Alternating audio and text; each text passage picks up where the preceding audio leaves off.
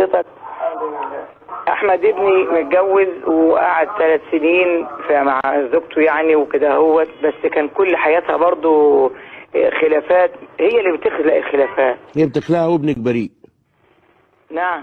وابنك بريء وانت مالكيش دعوه. لا لا لا لا، ده قدام عينينا والله العظيم. يعني انا قصدي ان حضرتك ما بتدخلتيش باي زومبه وابنك بريء وهي بنت شيطانه انتوا رحتوا جبتوها من عيله ابليس. لا والله يا عمري. امال ما هي كانت حلوه وكانت تخش برجلك اليمين ويا منورانا ونفسي ولما تبقى مرات ابني. أيوة. وكانت بتقول لك يا نينا ويا ماما قبل ما تيجي لابنك وكانت على قلبك زي العسل.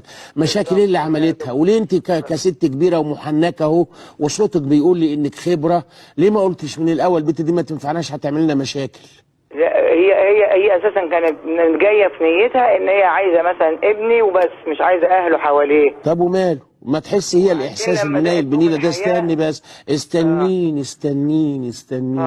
ما تخليك ابدا خبيره في القلوب والنيات، مع ان ربنا لوحده اللي يعرف النيه دي. ونعم بالله. يعني انت تستغفري يا ام احمد من حكايه هي كانت جايه نيتها، ما تخليها تحس الاحساس الاخضر ده يا ام احمد، او ام احمد اصبر عليها 3 ثانيه، ما تخليها تحس الاحساس الاخضر المنيل بالستينيله ده، وانت تغيري لها وجهه نظرها وخليها تحبك انت وتقول يا لهوي ده انا كنت جايه ومنوهه الواد بس طلعت امه قمر واحسن من امي وارحم بيا من امي. يا لهوي يا لهوي يا لهوي، يا ربي يتوب عليا، يا ربي يتوب عليا. حماتي طلعت قمر يا ربي، وحمايا زي ابويا بكح قبل ما يدخل عليا ولا عمره شاف رجليا. يا رب اشكرك يا رب، يا رب اشكرك يا رب. الله الله.